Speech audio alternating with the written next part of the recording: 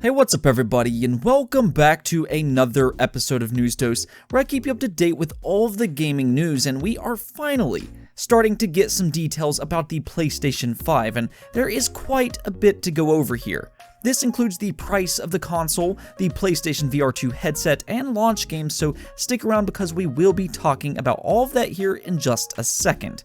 As always, I like to give you details about some of the other topics that we will be talking about, which includes Media Molecule's Dreams and their plans for PC or lack of, Nioh 2, another game movie adaptation, State of Decay 2, and more, so stay tuned for all of that. I know though, you're here to know exactly what is going on with the PlayStation 5. Sony has been incredibly silent for quite a while now, but when I woke up this morning, and there it was, a Bloomberg article with a ton of details about the reason why they've been just so ever silent. Now, before we go any further, Bloomberg is not just some random website, and they do have sources, and here this is supposed to be coming from several people close to the situation, so let's get into this. So, about a week ago, it was reported that the reason Sony has been so quiet about the PlayStation 5 is because Sony is waiting to see what the Xbox Series X price will be before they set up the price for the PlayStation 5, and that rumor is now looking 100% true, as this article states, and that is because Sony is struggling with the price of the PlayStation 5. This is mainly due to the scarcity of DRAM and NAND flash memory, and also the cooling parts are unusually expensive this time around. In the past, cooling was usually less than $1, but this time around it is a few dollars per unit. As for the DRAM, Sony has even canceled a mirrorless camera due to how little DRAM they actually have. Now, what does all this mean though? I'm throwing out a lot of technical terms here. Well, as a consumer, this is what you need to know. The PlayStation 5 currently costs $450 per unit. Now, this isn't retail price, and that is important to keep in mind here, but it seems like Sony was not really expecting it to cost $450, and several people within Sony is split on what the retail price should be. Some people believe that they should take a loss on the console depending on how much the Xbox Series X costs, while others believe that they should profit like they did with the original PlayStation 4. The PlayStation 4 roughly cost $381 per unit at the time it launched, and it was sold for $400. So this is why Sony is going with a wait-and-see approach with the Xbox Series X. I, however, do not believe that they will sell the PlayStation 5 at $400 like they did with the PlayStation 4, or at least under the current strategy. That would be a $50 loss, which is a huge loss considering these consoles will sell millions within months. Now, granted, they will make this up with subscription services and software sales, but the reason I think it will not sell for $400 is because I believe the Xbox Series X will be priced at $500. You have to remember that Xbox has multiple consoles in development. They have Xbox Series X, the Power Tower, but they also have Lockhart, which is meant to be a cheaper, more affordable option, but still much more powerful than current generation consoles, including the Xbox One X. Now, I do believe that the Xbox Series X will be more powerful than the PlayStation 5 based off everything that we do know currently. So I think Xbox Series X will cost more per unit and ultimately end at $500 retail price. This means that Sony will have some leverage here in how much they want to make the PlayStation 5. They could sell the PlayStation 5 at $450 and pretty much break even, or they could also sell it at $470 and have a small price advantage, or they could bump it all the way up to $500, which is looking very likely right now. Though if that were to happen, and it still is an if, but if the Xbox Series X is more powerful and at the same price, that may not be a good thing for Sony. Again, this is why we are seeing a wait-and-see approach with the PlayStation 5 right now, but really this leads me into the next part of this. The Sony Chief Executive Officer said that the business is judged by number of active users, not the number of hardware units sold. It's almost as if Xbox has been saying this for years and fans have been killing them for it, but now Sony is also saying the same exact thing.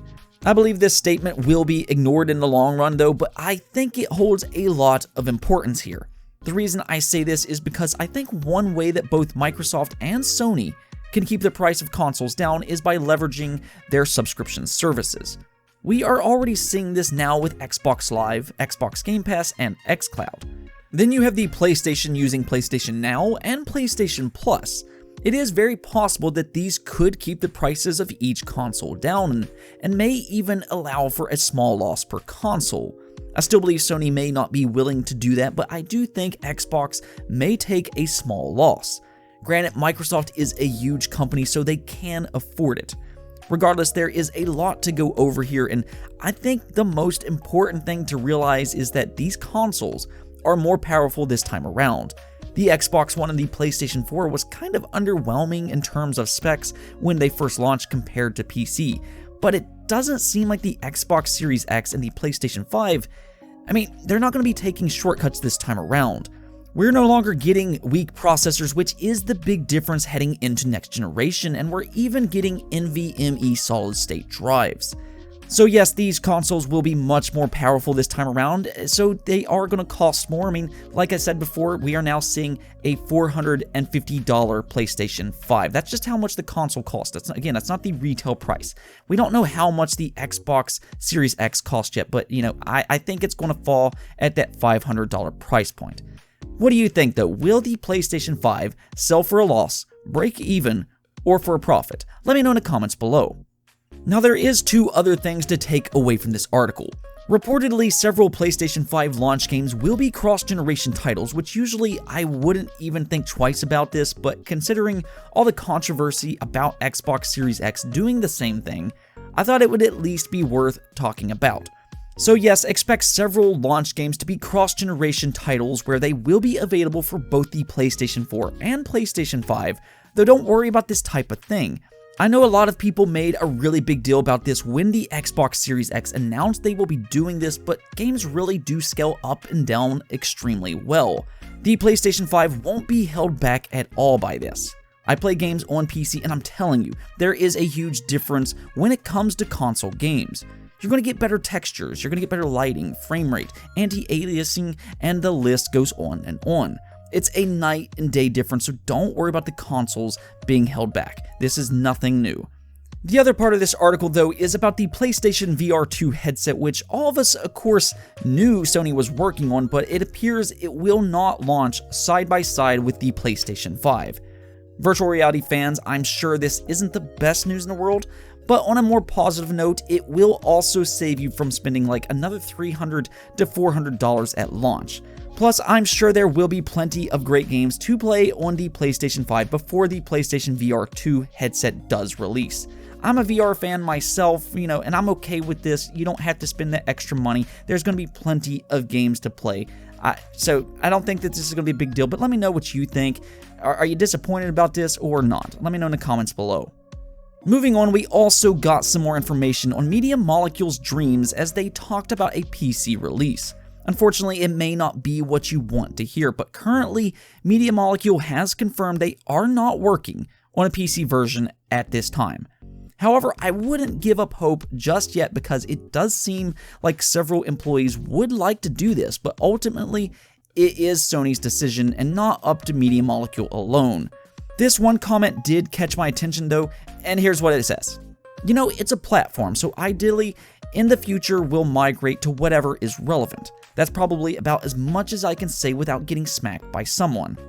So what I gathered from this comment is that it will at the very least, be on the PlayStation 5. But again, they also did say that it depends on where the game industry goes. So if Sony does start putting more games on PC, I do see this as a prime candidate. To me, and this is just me, but this game would work much better on PC. The game is all about creating games, and that can be a lot of work depending on how in-depth you want to go. And PC has one big advantage over consoles, and that is the mouse. The accuracy of a mouse is heads and shoulders better than controllers, which uses analog sticks. Now, to be fair, Dreams does allow you to use a Move controller for motion support, but I own a Move controller considering I do have a PlayStation VR headset, and it is still not as accurate as a mouse. It's not even close. I just think that making games on a PC with a mouse would be better than using a controller. Again though, I would expect this on the PlayStation 5 at some point, but I do hope it comes to PC eventually.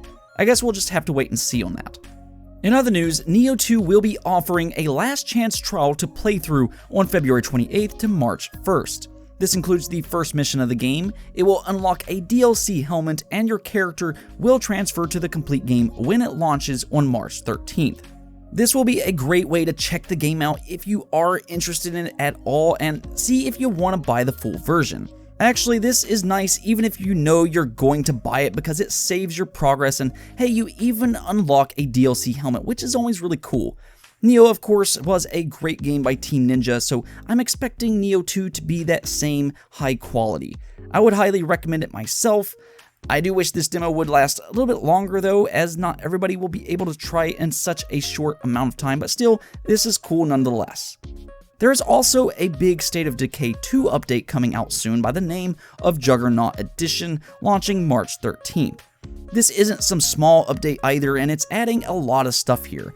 It will have a new map, updated graphics, a new heavy weapon class, and much more. The cool thing here though is that it is completely free and will also be available on Xbox Game Pass. State of Decay 2 was already a good game, or at least from a gameplay standpoint, but it was very rough around the edges. Undead Labs here though seems to really want to fix the criticisms that the original launch had, and it had me thinking it really seems like Undead Labs is using that extra budget that Microsoft can afford them.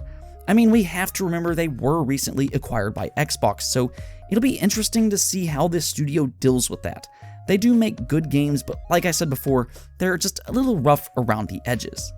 Now this next one is kind of interesting, but we're getting another movie adaptation, and this one I don't think a lot of people were expecting, or actually anybody for that matter.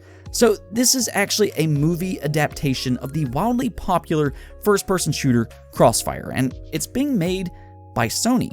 Now there is a few things about this one. I'm a little surprised to see a multiplayer-driven game get a movie, and the thing is, Xbox has actually partnered up with Smilegate and Remedy to develop a story mode for Crossfire X, which will be a timed console exclusive for Xbox, but that isn't out yet.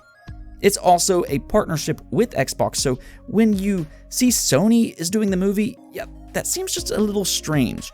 It's not like they probably know what the Crossfire X story will be like, so yeah, this is probably something completely different than Crossfire X. I mean, maybe they do something similar, I don't know, but yeah, I found this oddly interesting. It's certainly not a movie I would have expected when you talk about game adaptations, but it is a massively popular game, so who knows, this might be successful. I mean, you never know about these type of things. Meanwhile, the new Sonic movie is having success, and The Witcher did really well on Netflix, which actually takes me into my next topic. The Witcher 3 has had a pretty significant boost in terms of sales since the Witcher Netflix show launched late December of 2019. And when I mean significant, and I'm not joking, as it had a 554% increase year over year compared to the previous month of December. That is absolutely insane, but honestly, it's really well deserved. I really enjoyed the show a lot, and also, I think The Witcher 3 is one of the best RPGs to ever be made. I've actually been replaying it myself here recently, but if for whatever reason you have yet to play this game, go do yourself a favor and check this game out. It also released on the Switch here recently, so maybe you'll want to try it out in handheld mode, or maybe you want to try to double dip. Great game regardless. Now the last thing I want to talk about real quick is an update on Half-Life Alyx, as we now officially have a release date. Half-Life Alyx will be releasing in just a little under a month on March 23rd, and this will be a big test for virtual reality gaming. This is a huge title, as we have seen virtual reality headsets on the PC like the Valve Index sell out here recently, and the Oculus headsets have been in high demand since this game was first announced. Well, the wait is almost over, and it'll be very exciting to see how this game, as well as VR gaming as a whole, does once it comes out. Anyways though, that's it for this episode, but if you liked the video, don't forget to hit the bell notification and subscribe button for more content just like this. Peace out.